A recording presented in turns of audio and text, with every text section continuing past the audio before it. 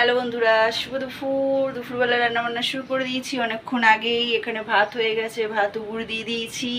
তোমরা কি রান্না করছো সেটা জানিও। চলো আমি কি রান্না করছি সেটা দেখিয়ে দিই। তেল থেকে ধোঁয়া ছাড়ছে। এখানে পটল আলু কেটে নিয়েছি। এখানে চিংড়ি মাছ রয়েছে, নুন হলুদ মাখিয়ে নিয়েছি। এখানে ফুলকপি আলু কেটে নিয়েছি, ছোট ছোট করে ভাজা করব। আর এখানে রয়েছে মশলা। চলো তেলটা গরম হয়ে গেছে, চিংড়ি মাছটা দেওয়া যাক। চিংড়ি মাছ ছাড়ানো থাকলে না সুবিধা হয়। চলুন।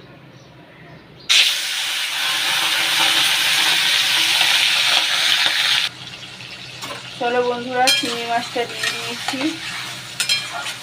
এই যে চিংড়ি মাছটা ভেজে নিই। বড় বড় চিংড়ি মাছ এনেছিলাম আমি, পটল চিংড়ি করবোই বলে সেইবার এনেছিলাম পটল চিংড়ি খাওয়ার জন্য। তো সেদিন তো কচুর শাক দিয়ে করেছি, তো আজকে ভাবলাম চিংড়ি মাছটা আবার এনেছি যখন পটল দিয়ে করি।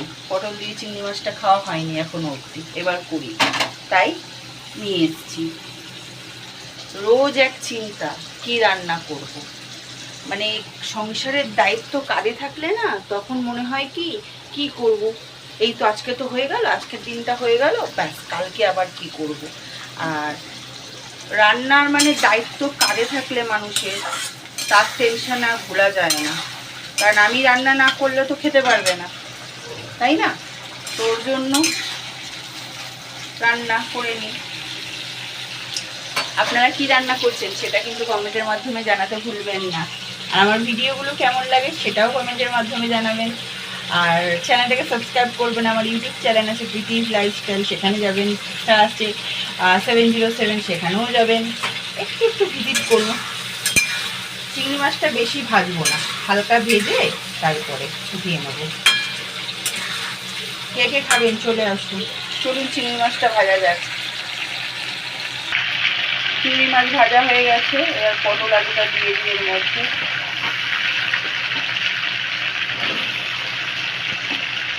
চিংড়ি মাছের তরকারি, অল্প দুটো চিংড়ি মাছ যদি কোনো তরকারিতে ফেলে দেওয়া যায় না, ফেলে দেওয়া মানে রান্নার মধ্যে দেওয়া যায় না, তাহলে সেই তরকারি এমনিতেই অমৃত হয়ে যায়। চিংড়ি মাছের আলাদাই একটা টেস্ট আছে। পটলগুলো দিয়ে নিই। একটু নুন হলুদ দিয়ে দিলাম। এটা ভাজা যাক, লাল লাল করে ভাজি। চলুন তাহলে সবাইকে টাটা, আবার দেখা হচ্ছে তোমাদের সঙ্গে নেক্সট ব্লগে। ততক্ষণ চ্যানেলটা